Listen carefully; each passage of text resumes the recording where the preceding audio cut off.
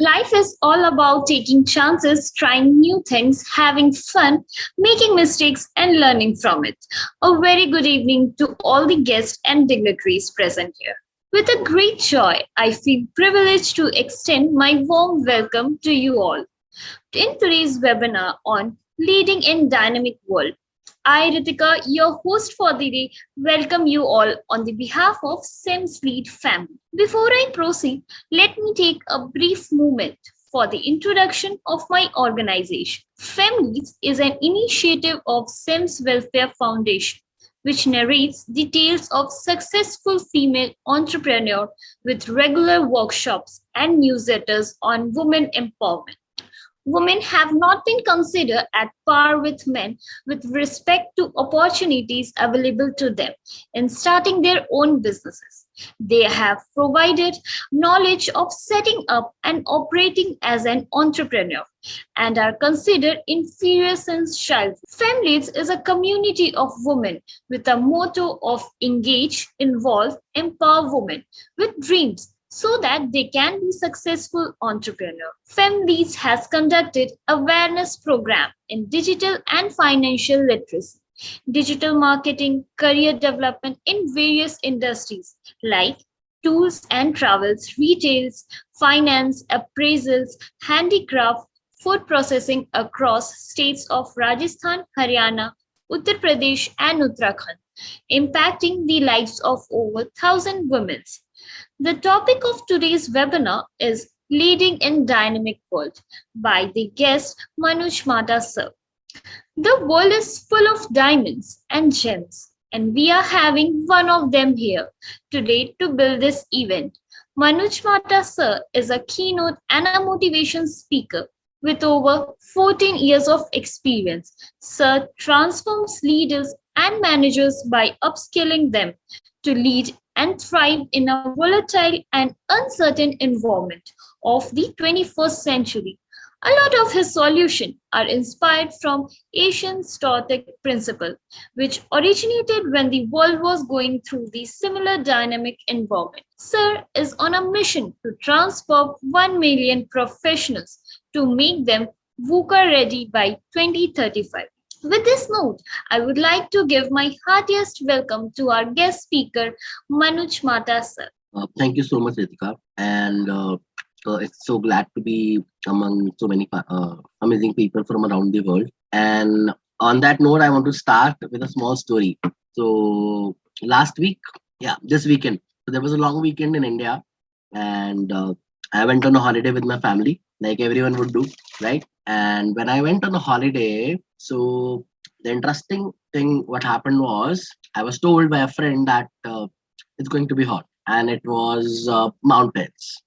I took that advice without checking online. Like we know that internet is available. I took that advice and went in normal summer clothes. Now, when I entered the train, after 15 minutes, I was feeling cold. When we reached there, again I was feeling a little cold, but somehow I managed when I went down, and immediately it started raining. That's how dynamic things are in the real world. Now I had to do something about it, right? I found a shop, and the shopkeeper said, okay, this is what is the cost of an umbrella and for a few winter clothes that I have available at my shop. So I had to buy that without looking at the second option.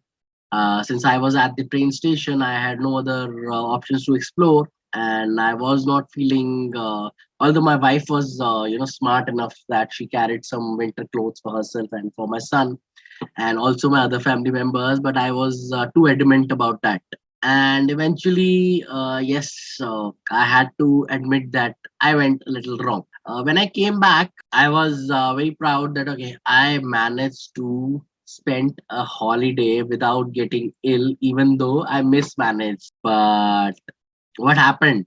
Eventually, I fell ill, and I was not feeling well. I was almost having a a viral fever for like for last 2 3 days, and fortunately, just yesterday felt better. So this is how things are now becoming part of our day-to-day life, in the real world. Now, when we talk about real world, we are in an environment which is pretty volatile. How it is volatile? The changes that are happening are at a volatile pace. I'm not talking about just the changes being brought by the government, but there are plethora of external factors which are bringing changes. Now, let's talk about a very simple example. Everyone in the world knows here that we just faced a big pandemic. Who had thought that a pandemic will make sure that the world is shut down for almost 1.5 years, close to 2 years, I would say, right? How many of us have had thought that probably there will be war immediately after this pandemic, which is going to have an impact not just on gas, oil, not just gas, oil, or on a specific country, but globally on the share markets, on multiple at multiple level. I believe there are plethora of trade which happen between big countries and that have had an impact. Now, on that note, we all are fear have a fear that there can be another war as well, which is near, which could be pretty close to us, but everyone is trying to avoid that. These are some basic examples of the volatile changes. Now, what other volatile changes? Sudden crash of market, sudden failure of products, sudden change of rules. So there are a lot of volatile changes which are happening in day to day, and that is what is mostly impacting the leaders in today's world. That is where leaders and corporates are facing major challenges. Why we see startups coming every day, but they're failing on and on. Even though those startups which are sustaining, we see a lot of leaders handing over the charge to the next set because the investors are not satisfied. And to lead, to be a great leader in this leadership in this new 21st century world, which we as which is being faced by by volatile changes and the uncertainties, the n number of uncertainties. A few months back, we saw just because of a small personal incident, UK is hosting its election again because obviously the government, or I would say the prime minister, was not, or he lost his respect among people. So because of that, he had to resign. And when new government comes in, new people comes in, obviously there'll be new rules, new challenges, new changes. How many times in the history were these kind of things happening? Now we have meta coming in. We recently got introduced to a new word called meta. Now, how do we know that in few months, or how sure we are that in few months or in few years span, will not be waiting for people to courier us a contract or email us a signed contract? Maybe two people or two companies will meet in metaverse, they will sign a contract, and we'll just have news. I'm sure a lot of you probably might know this example of broker.com. Broker.com is a US based company. They release 900 employees on a Zoom call. So, this leadership changes, these volatile changes and uncertainties are not just part of you as an entrepreneur, but for the managers or for the leaders working under your organization. It's for every leader at every level. They are facing a different challenge. When we talk about hiring Gen Z, now millennials have moved on. They're becoming the new leaders, and we are facing a challenge where Gen Z want something different from the work culture. We want something, and now Gen Z also have another challenge. They do not believe in promises. There's a lot of challenges when we see HR facing today with so many people refusing to join on the given date or finding the right candidates. So there are plethora of challenges. These are just few examples.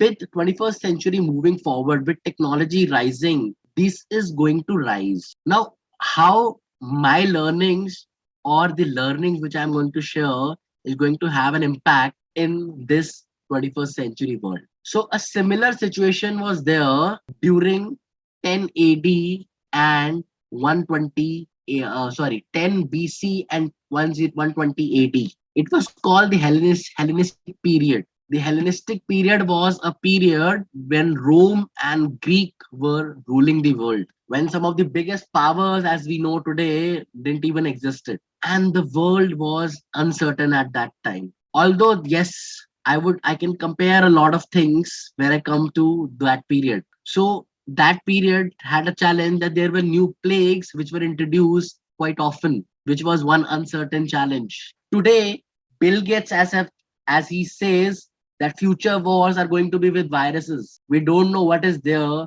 and what we are fighting in future, and we all know that we have just went through one pandemic. We don't want to face another. We recently know that monkeypox, another virus, is becoming quite popular globally, and World Health Organization has already declared it as an emergency. So those kind of challenges match that period, and that was the period when these ancient philosophers were there. So I'm not saying 100% theories are based on those philosophies, but yes, that combined with the modern day leadership, which are not textbook knowledge. And trust me, if you'll hear me out completely, by the end of the session, you'll be able to learn something new today. As a human tendency, the first thing that we don't do you know the first thing that we do or we don't do? Well, I am a human being, and in 21st century, I might want to control everything and anything, considering that I have certain technologies at my hand. But can you control everything? Can we control everything in anything? Is it possible to control the external factors? I want to go out on dinner tonight. I want to go for dinner tonight, and it's raining outside. Is it possible for me to stop the rain? Change is inevitable, right or wrong, as rightly said. So, what should we do? Well, the great Roman philosopher Epictetus, who inspired one of the greatest kings, Marcus Aurelius, he said we should not control or focus on what we cannot control. So, as a leader, we also need to understand that when there are certain changes, when there are certain amends which are there, our focus should not be on these changes. We should not try to control. We should rather try to focus on what is in our hand. We should immediately move towards the solution. Yes, the mind control, the human action. Aristotle, again, being one of the major and the greatest philosopher or Stoics, I would say. So they were properly known as Stoics because there was a school by the name Stoicism, which was started by Zeno of Zilium, and he is considered to the one who started this philosophy called Stoicism, which is called the ancient philosophy. So when we control everything, as a human nature, as a human tendency, I would want. So let's say I'm time bound. I would want to reach at a particular place by 9, even though there is traffic, even though there is traffic on the road. But I cannot control it. If there is a red light which is not working, or if there is a mess up on the road, I can't do anything about it. As a human, we cannot control it. The best solution in that would be look for the right way. Probably I might open Google Maps and look for a alternate route, right? That is the best solution. So we should always go for the recovery or the changes or the solutions.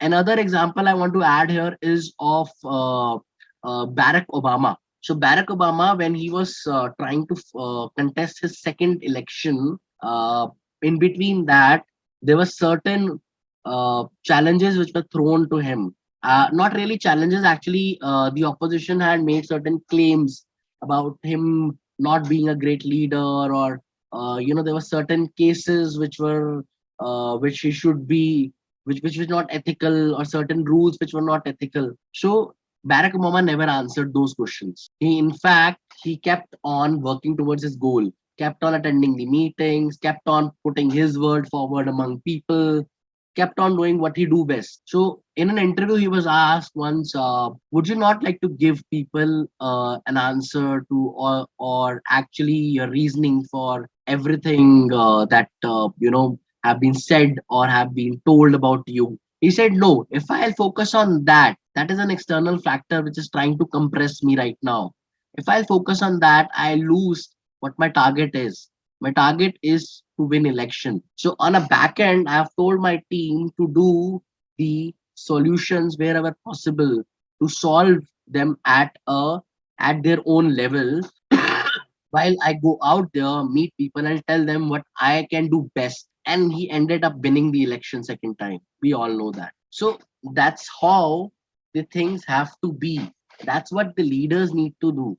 Whenever there is a change, we need not get stressed or need not control it. The more we try to control it, we will the things will get out of our hands. We will try to be more stern, we will try to mold things, but it might just end up frustrating us as a leader. So, rule number one, focus on what can be controlled. Do not try to control everything. Go for recovery, go for solutions, go for changes, look for alternatives. Talk to expert. One thing I feel people do not want to do is they want to handle everything on their own. I have mentors. I know when I have to talk about finance, I'll talk to Mr. X. I know when I have to talk about my personal goals, I talk to Mr. Y. I know when I have to talk about my trainings, I'll talk to Mr. Z. So I know my mentors. I have already made a list of my mentors and I talk to them. Find mentors. And even if you feel that you do not have mentors, there are paid solutions available. There are people who are solution providers and that particular situation. If I'm having a financial trouble, obviously I it's best to hire a CA who can take us out of that problem. A CA is a chartered accountant in India. I believe globally they have accountancy experts, or you'll have your own level of names for them. Rule number two.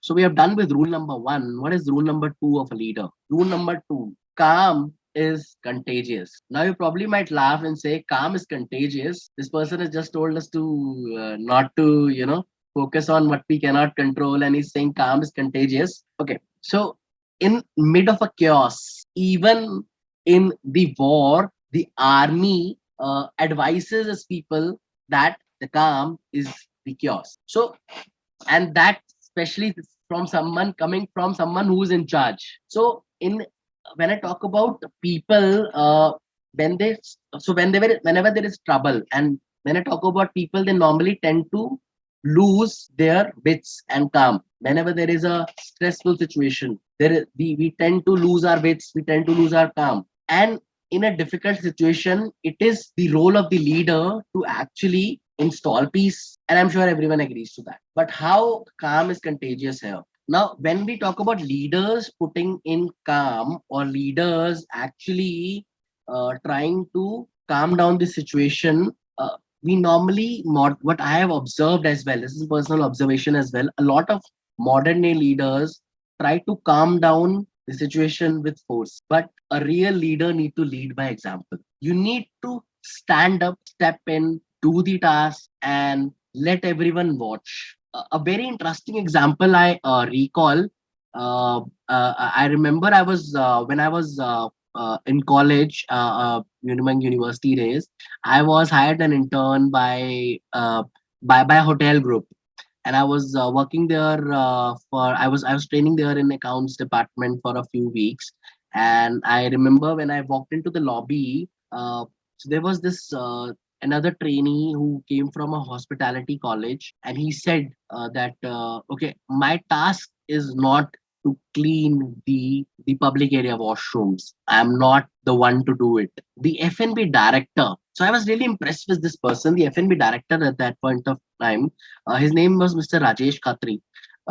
He came in. He said, "Let me tell you, show you how it is done." He picked up the tools himself, and instead of cleaning the entire public area, he actually showed him how a WC is cleaned. A person at a director level himself showed, and that person had a change of personality. I saw that person change into another person during my tenure. And when I used to meet him after that incident, that person sounded like a real leader because he learned from someone who took charge. So that is why calm is contagious. So calm forced is contagious. Calm with example is not contagious. Rule number three: control the passion. So when we follow entrepreneurship, or when we follow something that we love, we are almost always told that okay, this is our passion. We should follow our passion, and we should be really passionate about it. But we need to understand there are different kind of passions. So we need to control this passion. Athletes. Now let's take example of athletes.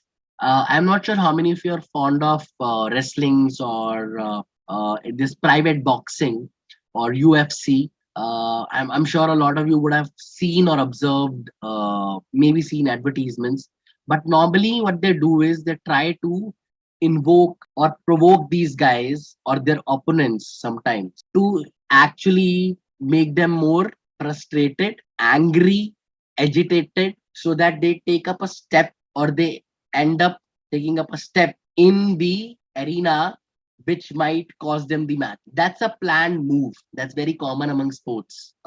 If any one of you is coming from a country where cricket is commonly played and is becoming popular, so it is very common among cricket playing nations to even normally try to in football. I'm sure a lot of most of the countries play football, and it's football is popular everywhere.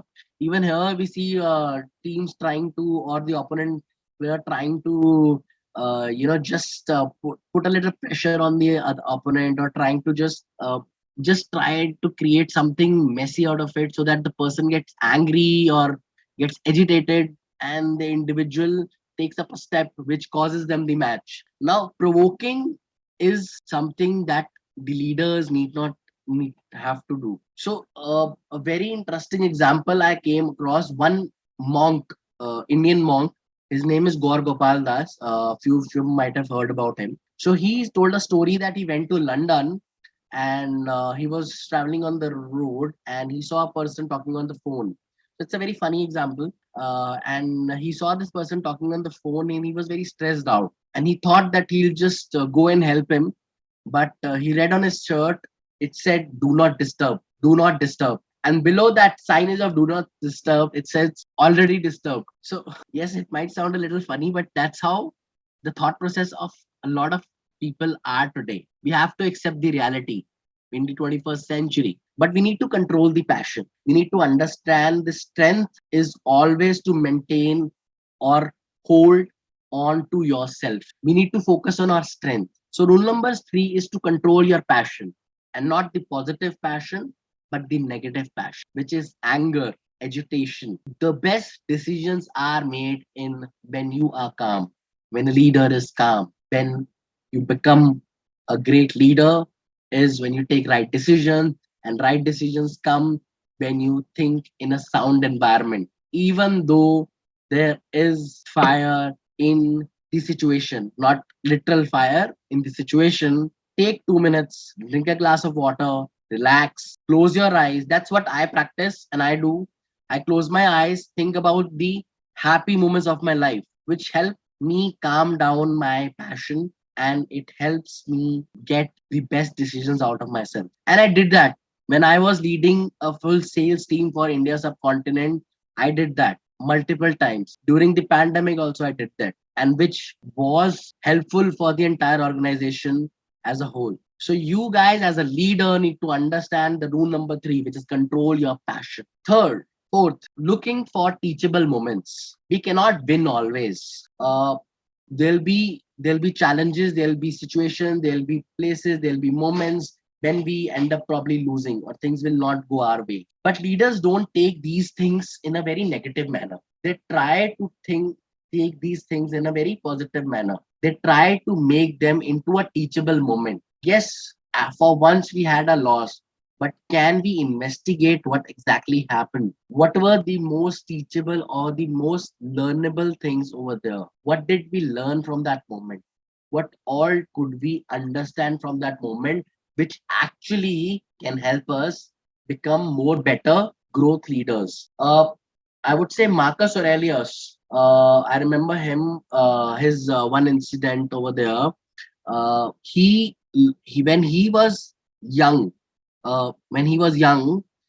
he actually was so when he was under training, I would say he was not even considered as, so when he was under training and he was young, he was, I would say, teenager.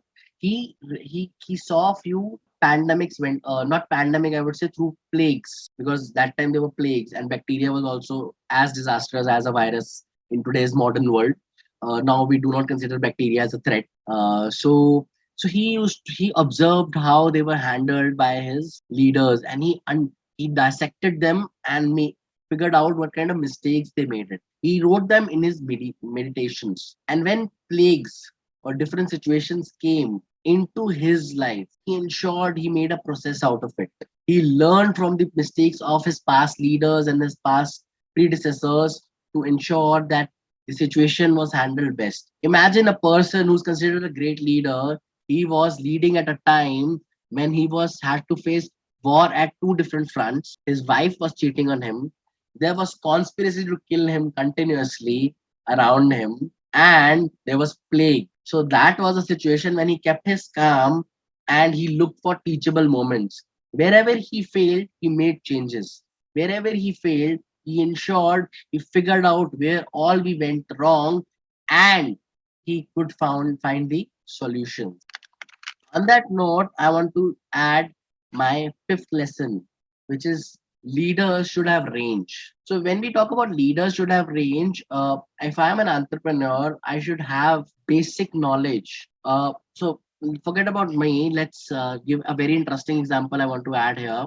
I remember now is of Winston Churchill. So Winston Churchill became quite popular, even though with his good and bad sides, he is considered to be a great leader. Let's accept the fact he's considered to be a great leader. He led the entire situation when the world was going through a complete change. Yes, open to criticism, complete. So now, what I am talking here is while being prime minister. So while being prime minister, Mr. Churchill wrote 40 books. Can you imagine 40 books? We hardly write one today. He made 500 paintings while being prime minister. I'm telling you, while World War II was going on, while there were revolts all across the world, wherever they had. Yes, it's not just about soft skill, Dejang. I'm coming on to that. What kind of skills onto that as well? Yes, soft skills are very important. Then also he also learned some methodological. He learned he some methodological. I would say methodological. No, some mm, I would say traditional method of of making buildings, putting up rocks. That was his hobby. So he did all this when he was a prime minister. Marcus Aurelius, when he was a king, he used to wrestle as his hobby. He used to do hunting. He used to go to wars. He used to learn fighting. He used to learn different arts. He used to dance. Talk about Warren Buffett. I heard his last interview that Warren Buffett himself keep on updating his knowledge, keep on updating his information. Then I talk about what skills. Now, I recently concluded a book which gave me a very good learning as well. Another addition to this leaders having range was from a very famous author and very famous speaker, Rich Dad Poor Dad, written by Robert Kiyosaki. So he said one line that we want to spend money on the things that will probably give us pleasure or leisure or money. But how many times have we tried to spend money on educating ourselves? He said when he was working, he was doing job. He used to go sit up and take courses for real estate, for sales and marketing, for even though he was a sales and marketing guy, he used to still take lessons. He used to go and study more about marketing, about negotiations, about plethora of things. He said I did plethora of course he used to spend time with his CAs because he speaks more about finance. He used to spend time with corporate lawyers. He said I used to pay them money to be able to learn things, to be able to learn to do it myself next time, or maybe learn and do it myself. So leaders need to have certain range. Open yourself to range. Now that range does not just mean only the soft skill. Yes, you need to be open towards soft skills, hard skills, but you need to understand. Let's say you are running a business, what skills you should have. I'm not saying you should be a full-fledged accountant, but you should know basics of how to read a balance sheet. You should know what the basics of a balance sheet looks. You should know if you'll float or you'll launch your own IPO in a couple of years in the share market, how it will look, how you will earn profit, how you can earn money from it, and how it will help you, how you can get into angel investment, how you can do crowdfunding, get crowdfunding. These are some basic examples. So we should always have range. How about critical thinking, innovative thinking, complex problem solving? I would say as an entrepreneur, I would love to. I love doing a course on meditation as well because I wanted to keep myself calm. So leaders should need to have range. If you have a range, then you will go to places, your business will go to places, your ventures will go to places. Even if you are into a sector or in a segment which already has a lot of competition, do not worry about it because your learning is going to help you and give you edge, a sound edge. And when I talk about learning, does not really mean that you need to follow your competition. Stop catching your competition when it comes to learning. That's one mistake which see a lot of leaders do. My competition. So let's take a basic example. I am a public speaker, a stage speaker. Should I look at what top public speakers do? Should I look at Grant Cardone? What he did he learn? Or should I look at Dr. Vivek Bindra? What did he learn? No, they had their own learnings. They had their own style. I'll focus on mine. I learned stoicism. I learned philosophy. I learned sales. I learned leadership.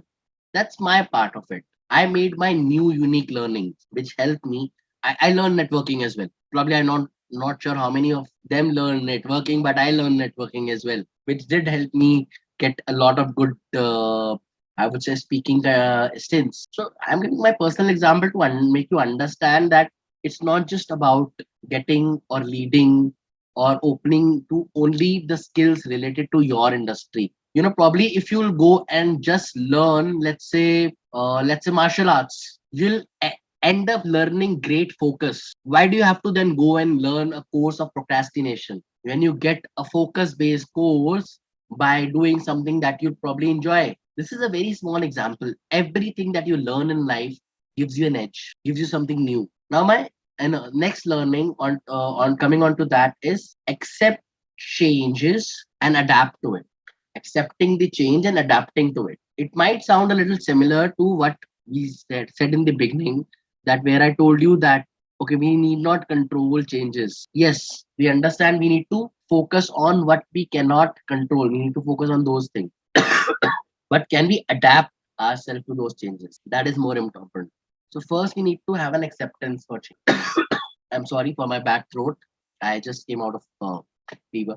Okay, now when humans are, as I said, humans are meant to grow. Have you ever observed? Let's say when if you're walking on a street and you get a small bruise on your hand, our body itself recovers it. It start building it automatically. Within few hours, the small bruise, the blood stop coming out. Within a day or two, it start rectifying itself. You don't really have to actually go to a doctor. If it's a small burn, you might feel a little burn, but slowly and gradually in a day or two, it will start mending itself. That's the nature of our own human body. We can learn from it. We are meant to grow. But what we do is we actually follow the rule, or I would say, we try to stick with the old leaves. Old leaves, as in, so if you see trees, they normally shed their leaves with the change of season. We humans have tendency, we hold on to those leaves, the old leaves. We do not want to accept change. We do not want to adapt. We need to let those leaves go. Those leaves are dead. Let them go. We need to accept new leaves. Every season has new leaves. We can learn from things around us. They give us power. They give us more strength. They give us more value. They give us more parity. So we need to understand that these dead leaves are just going to stick to us and they're not going to give us any good strength. Sometimes it happens with humans as well. Normally during winters, I'm not sure if anyone of you has faced that. It is pretty common during for people living in extreme cold. They normally have a lot of shed of skin on their hand. If you'll ever go to places like Canada, UK, Australia, some London, where this normally not Australia, London, when there is a lot of cold. Where, this I've seen people, they're losing their skin. A lot of skin they lose. Even our human body has a tendency to adapt to that temperature or that weather. We need to learn from that. We need to accept and adapt. There is a change of rule. Accept. Okay, we can't do anything. We need to pay taxes. Let's see where we can benefit the best, how we can adapt to it. Human tendency is to grow. Human tendency is to go move forward. Even if you leave, it is. I read it somewhere. Even if you leave a human in water, and the person will start floating itself on the water, will not drown. Human body is meant to survive and grow. That's how God has made our body. Yes, it also improves social transformation. Truly said. Like when we visit to new places, we need to adapt to new changes, new languages, new people. Why do we do that? We do that because we need to stay there. We need to grow our business there. Maybe we want to add. Now I'm in India. I might want to go to Philippines and start a new thing. Maybe I want to go to Qatar and start a new project. Maybe I want to go to Thailand and start a new project. I have faced that. I've done that. I've lived abroad. I've adapted to different changes. I've adapted to different cultures. I have done that. Work with people around the globe. And it actually taught me that when I accept change and when I adapt myself, I can grow faster. I can grow better. And as an entrepreneur, you understand the culture better, the nature or better, you get the solution better. Because we are meant to grow, we get the solutions better. And the last one, a leader leads. Well, you'll say, right, leader is meant to lead. What's new in that? A leader leads. Well, so when we are young, so when we are young, we normally fight with our siblings, right? We normally have this tendency. I'm sure a lot of you would have siblings, and you will memorize how you used to fight for small things. Okay, that's my chocolate. That's my toy. That's my dress. It's common. That's completely fine. That's how kids grow. But when we grow up, do you think that nature will work for us? Do you think that nature in an environment? Okay, someone stole my business. Someone stole my business. Can I go and fight with them? You stole my business. No, I'm a leader. What is the best that I can do? As a leader, I can lead. I can set up example. I can step up and help what best we can do in that situation. What best we can do in that situation. We just need to step up. We need to grow ourselves as good leaders. A leader need to lead with example. Let's say I'm stuck in a situation where a business was important and the business is gone. Of course, there is no possibility to go and fight with them. I need to step up and see where all I can help. Let's say there are a couple of employees in my team who have hired and they're not being able to solve certain challenges. As a natural tendency, I'll go and probably tell their boss, I'll try to scold them. But do I understand why this task is not being done? I need to understand why the task is not being done. I need to lead as a leader. I need to step in and help those guys to first understand why that was not done, what are the challenges being faced, and probably overcome those challenges myself, show them how it is done so that these people can learn. Next time, they will not come to you or they'll not delay the thing. The same thing will be done on time and will be on your table. So leader need to lead. You need to step up. You need to grow and you need to come forward to help. You need to be like a helping hand for your teammates. You need to be like a growth. You need to you need to hold because you are the one who's like a heartbeat, which pumps all the blood in the entire organization. An entrepreneur, a CEO, owner of a company, even if it's your partner, they are having challenges. Hold them tight. Yes, if obviously I'm not considering those cases wherein someone is not doing or not performing a particular task because they don't want to. That's a different case scenario. But I'm talking about here that when how we need to hold these hands. And on that note, I want to give you a bonus step here. The bonus rule is no random actions. That's pretty close to me, and I kept it as a bonus part. No random actions. I remember so if there is a sports, there are two sports team competing against each other, and let's say you have best of players in one sports team, but they do not have a plan. See, I'm not saying that everything will go as planned always, but they do not have a plan. But so even with the best of the players, the possibility of losing is much higher, even if they're playing against a weak team. So even if you're going for a small meeting, 15 minute, like I came for this session for 1 hour. I need to have a plan. I need to try to stick to that plan. There'll be changes. Even during my speech right now, there were certain changes. There were certain new examples which I added, which I had to add to give example to explain. But those random actions were very minimum. Winning moments were more because I could hold on to my plan, I could hold on to my flow, I could hold on to my speech. So no random action, never ever. Even if you have an agenda, even if you have a meeting, always plan an agenda. Always, even if you don't want to write down, maybe type it, email. Always have an agenda plan. A meeting without a plan, an action without a plan, tend to give you no answer, I would say, or a no result.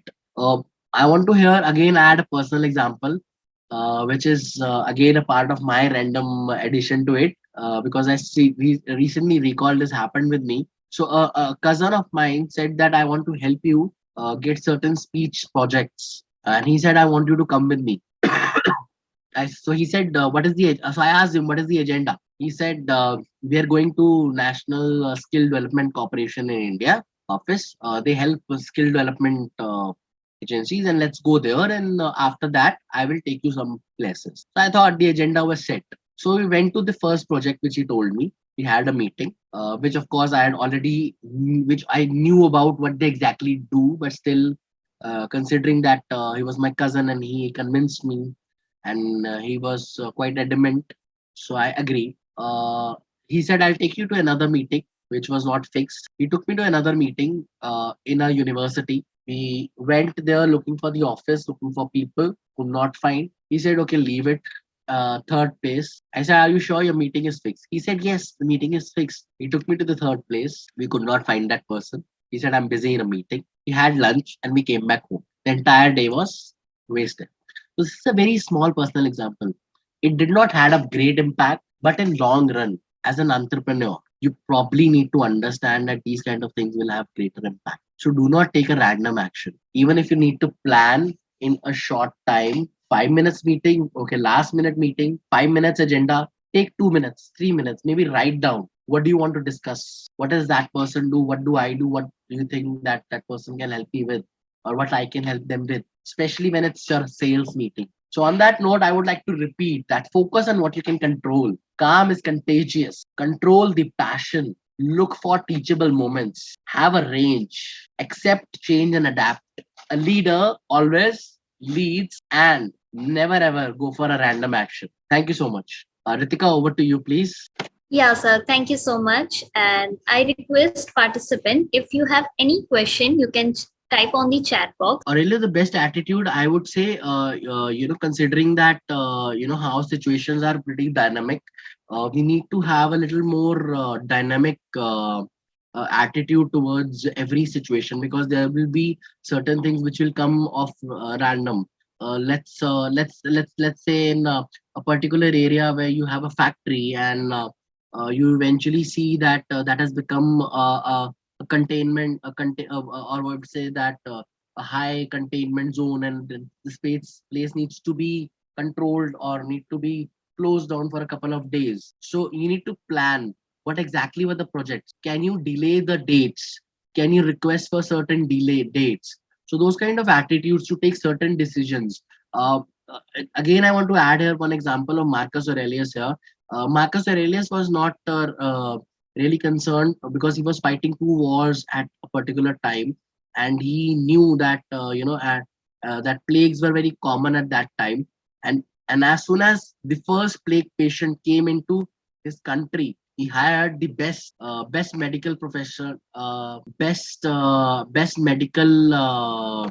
medical professional at that point of time to actually handle that, to make a plan around it, and to take care of that so that he can concentrate on war.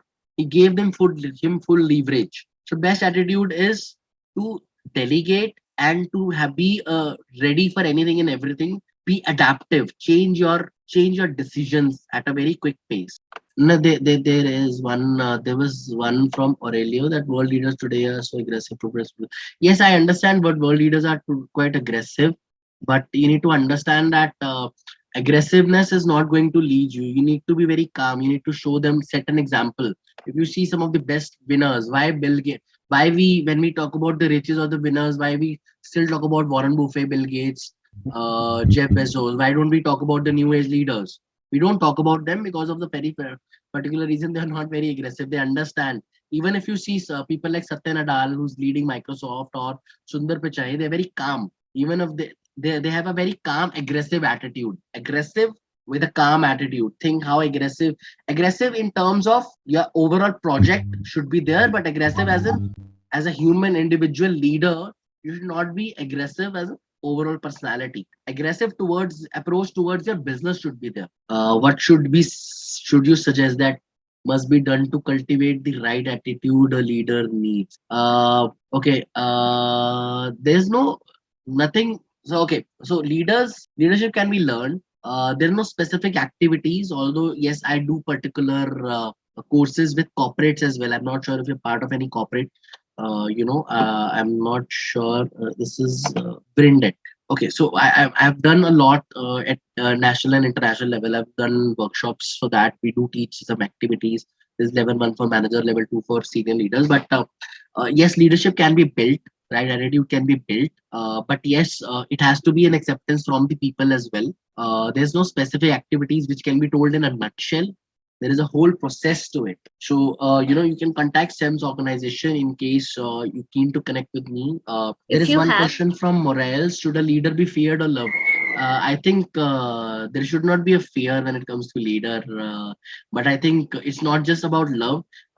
Leader is someone who should be looked up to, look up to. So if I have to see you, if you are my leader, I should see you as my example. Like my leader was a lady. I still talk to her even if when I'm in trouble. Even if I'm in random trouble, I'll not talk to any other mentor. I'll talk to her because I know I look up to her as a leader, and she knows that she will not do anything. She'll probably not give me any technical suggestions. Only she will do is she'll motivate me that you can do it. I know you have done it in the past and you'll do it in the future as well. You don't have to worry about it. Okay, Saksham, we're ready to take your question, please. Good evening, sir. Good Thank you evening. for the awesome session, sir. Sir, Thank you. I do have a doubt. Like Sure. everybody is not a self-made or first-timer to the entrepreneurship model. They first do some work with some organizations, and in a certain scenario, they face some workplace disputes or workplace problem. Like they are not getting some motivation in some form, and they are not willing. Like how the same will go up. The only thing is, I understand where you're coming from and what you're talking about. I myself have worked in different organizations, right? And if you want to hear personally, I changed 9 jobs in about 7 years because of the similar reason. But what I realized, eventually thing was my focus. So when if you have heard about this session, uh, you know, if you have heard about this, if you follow these practices in your personal life as well, you'll automatically become a leader. So understand that you need not focus on the external circumstances. Can you control someone's attitude, Saksham? Tell me something. If there is a person sitting next to you who always cuss you, can you control his attitude? Can you change his nature? So why are you focusing on him? Why are you not focusing on yourself? I know this has happened with me personally. And the day I started focusing on myself, my development, trust me, things changed for me. It happened with me, it will happen with you as. Focus on your own personal growth. Thank you, sir. How to handle a person who don't follow leader? Eliza, trust me, if someone is not following you as a leader, that means that person does not see you as a leader. I never when people started looking me, it you can say it was a natural tendency with me when I first realized that people look up to me as a leader. Even when I was an executive level, not even reached manager, people start a lot of youngsters, or I would say a lot of even my colleagues used to look up to me as leader. They used to come to me, okay, how can you help me? I realized that it was that leadership qualities, if you start adding, people automatically, if you'll set examples for them, then they'll automatically follow you. If you are not following, if they are not following you as a leader, you cannot force them. But yes, you can always set an example, show them how things are done. So there is a difference between being a boss and being a leader. I'm talking about being a leader. So leadership comes with something that where I know that if I'll call 10 people right now who follow me, they'll, yes, they'll follow me. They follow me, they'll obviously listen to me. But if I know there are 5 other people who never followed me, they will not follow me. They will probably give me an advice. They'll probably be friends with me. They might not talk to me, but they'll not consider me as leader ever. Or until unless I do something for them that they so this happened with one of my actually classmates. He and me, we both were working at actually the same company when we started working, and had a very bad mouth. He was and he was always fighting. He had that nature. Few I would say last year during the pandemic, I helped him. During the pandemic, I helped arrange some blood for him because we were part of some. Of a club, we were trying to help people around, and I also helped him a couple of things. And this person now looked up to me as a leader. He calls me for every other thing now, every other suggestion. So you need to understand, you cannot force anyone to look up to you as a leader. You need to build yourself. You need to add those qualities and then work towards them, so that people start looking to you as a leader. Yes, rule number 4 is correct.